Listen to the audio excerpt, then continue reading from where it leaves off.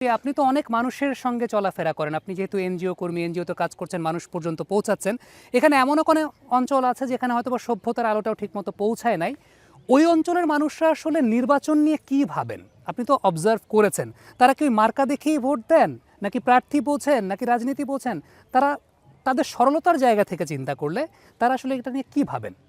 প্রথমত আমি বলতে চাই, হ্যাঁ, অনেকগুলো প্রান্তিক জায়গায় গিয়েছি। যাদের আসলে জাতীয় নির্বাচন বা বাইরের পৃথিবীতে কি হচ্ছে এটা সম্পর্কে তেমন কোনো ধারণা থাকে না।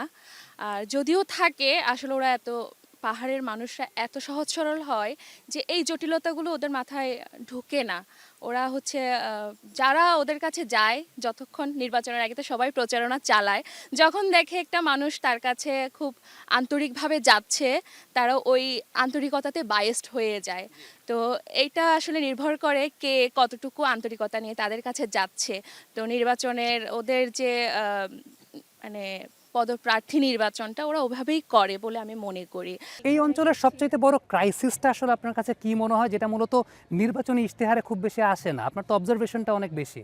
আমার কাছে এখানে মনে হয় যে এখানে আসলে অসংখ্য সমস্যা। সবচাইতে বড় সমস্যা হচ্ছে এখানে যে প্রান্তিক জনগোষ্ঠী সবাই বলে এদের কথা, কিন্তু এদের জীবনমানের কোনো উন্নয়ন নিয়ে ওভাবে আসলে কেউ ভাবে না। যেমন আমাদের পার্বত্য অঞ্চলের মধ্যে খাগড়াছড়ি একটা পর্যটন এলাকা, কিন্তু পর্যটন নিয়ে আসলে প্রান্তিক জনগোষ্ঠী বা জনজীবনকে বিপর্যয়ের দিকে ঠেলে না দিয়েও পর্যটনকে ডেভেলপ করা যায়, কিন্তু ওই জিনিসটা নিয়ে কখনো কেউ কাজ করে না। যেমন আগেও আমরা দেখেছি আমাদের পাহাড়ি নারীরা, যারা আদিবাসী নারী প্রান্তিক জায়গায় থাকে, ওরা খুব ওপেনলি চলাচল করে। ওদের ড্রেস আপ বলুন, ব্লাউজ পরে না, বা এটা হচ্ছে সংস্কৃতি। আমরা খুব নর্মালি দেখেছি, এখানে কখনো ধর্ষণ হতে বা কখনো ওইভাবে নারী নির্যাতনের শিকার হতে তেমন একটা দেখা যেত না। কিন্তু এখন এই যে ট্যুরিস্ট আসে, তারা ম্যানার্স জানে না। তারা দেখা যাচ্ছে যাচ্ছে পথে, কোনো পাহাড়ি পরিবার দেখেছে কোনো রমণী গোসল করছে বা কোনো কিছু, ইচ্ছে হলো তার সে একটা ছবি তুলে নিল উইদাউট কনসার্ন।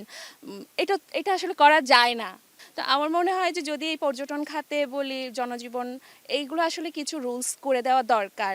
যেমন আপনি যদি মানালি বা অনেক জায়গায় যান, জি, আপনি একটা কাগজের জাস্ট ট্যুরিজম আপনি, এটিকেট। হ্যাঁ, ট্যুরিজম এমন রুলস আছে, আপনি যদি সামান্য একটা কমলার খোসাও ফেলেন, ওটার জন্য আপনাকে জরিমানা দিতে হবে নির্দিষ্ট নির্দিষ্ট জায়গায়। ঠিক তেমন আমাদের খাগড়াছড়িতেও যদি, খাগড়াছড়ি বা পার্বত্য জেলাতেও যদি এই ধরনের কিছু রুলস রেগুলেশন ঠিক করা যেত, তাহলে মনে হয় মানুষ ট্যুরিস্টদের নিয়ে এতটাও আতঙ্কে থাকতো না। মানে কখনো কোনো ধরনের, মানে ট্যুরিস্টদেরও জীবন, মানে চলাটা অনেক ইজি হতো, আবার মানুষের যে জনজীবন এটাও ঠিক মতো থাকতো।